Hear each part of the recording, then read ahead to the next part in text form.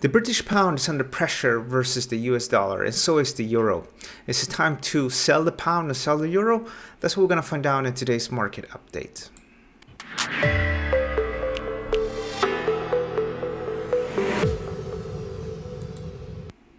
Alright, before we get going, don't forget to check out the top comment on this video. It takes you to the premium trading course page, and that allows you to download the first video of our premium trading course, and where I will show you various techniques on how I trade the markets. Alright, so this is the British pound, and the market is definitely under a bit of pressure, and the price slid deeply into the buy zone that I had figured out would actually work to support price.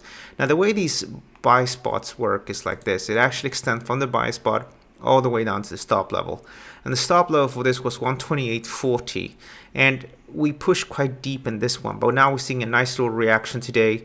The market is recuperating some of these losses on the 6-hour chart, and as long as you trade about 128.40, you know, the trend is bullish. Obviously, with the benefit of hindsight, it would have been better to buy down here this morning than buying up here yesterday. So what's the game plan here? Well, per this outlook, we're still dealing with an inverse head and shoulders, and that still has a target of about 133. So I still think we can go up to 131 and 132. So we'll just keep this one for now. But there's also the possibility to sort of tweak entries a bit. In other words, if we would go up to the original buy spot and you actually did manage to buy there, then it's probably good to lighten up on that position. Of course, what you do is up to you guys, but I do like to lighten up when we get things a little bit wrong like we did here, because sometimes when we almost get stopped out, we eventually do get stopped out, and that is obviously a big problem. Looking here at the euro versus the USD, the market is also under a bit of pressure. It came really close to our trend defining level, but it's still respecting it. So there's no change to the outlook here. I think we go up to 118 and 118.50. Take out the level though. We're probably going to go a little bit lower, maybe 116.50.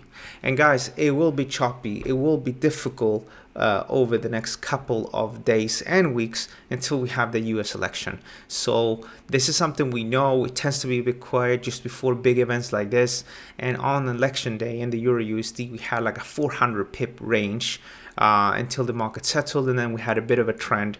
And then when President Trump was finally taking up office, a couple of months later, the dollar actually reversed. So you tend to have quite big moves on the day of the election, and then of course the weeks and months after that, until, for example, in this case, President Trump got elected. It's a bit like buying the rumor, selling the fact. Alright, don't forget to subscribe to our YouTube videos, and if you have any questions, just let me know in the comment section. Thank you, and bye-bye.